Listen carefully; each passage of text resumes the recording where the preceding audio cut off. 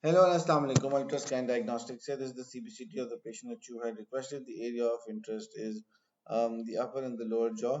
I give you a full evaluation of all the teeth, starting with the upper right central incisor. As you can very clearly see, we've got a BDR, with just if this BDR is extracted, we will only have approximately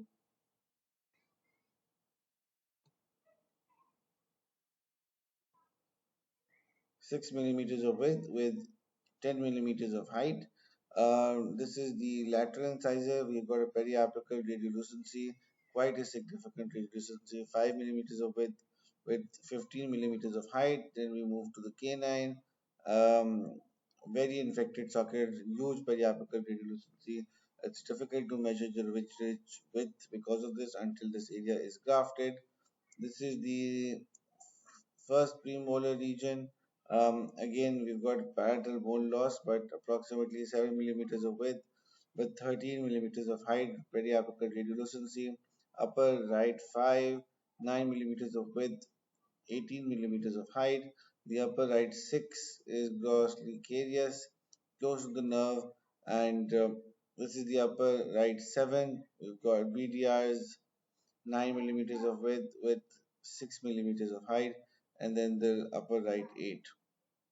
Moving to the lower right 8 region, as you can very clearly see here, we've got a flat ridge, not very implant worthy. This is the lower right 7, very thin ridge below the BDR. Then we move to the lower right 6 region. We've got the 2 quality bone, 6 millimeters of width, 10 millimeters of height. Then we've got the second premolar right here. Good bone in this region, 8 millimeters of width with 11 millimeters of height. Then we've got the first premolar, again, periapical radiolucency, 8 millimeters of width with approximately 15 millimeters of height. And the canine is right here. Very nice periapical radiolucency.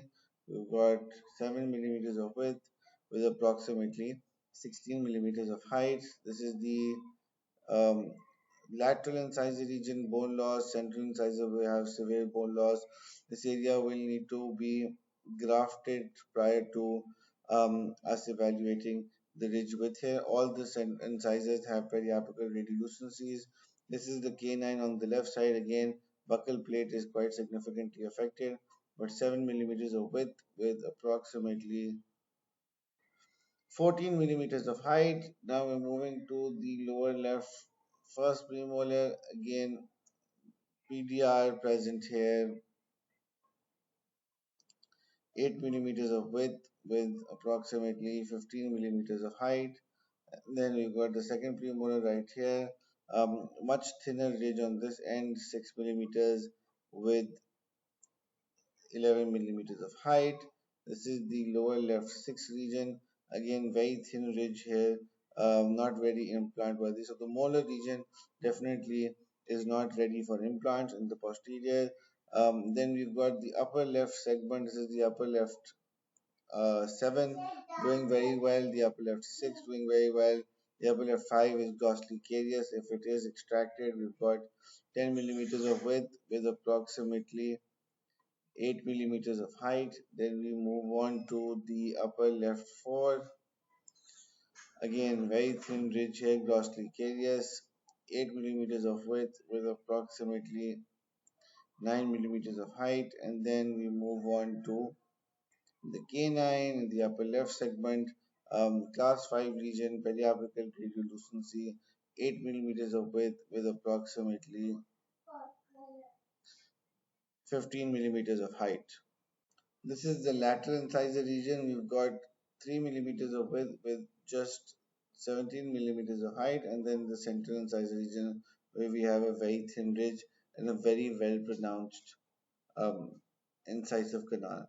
Now, after this report, please let us know the areas where you would like to place implants so we can make a virtual implant planning report.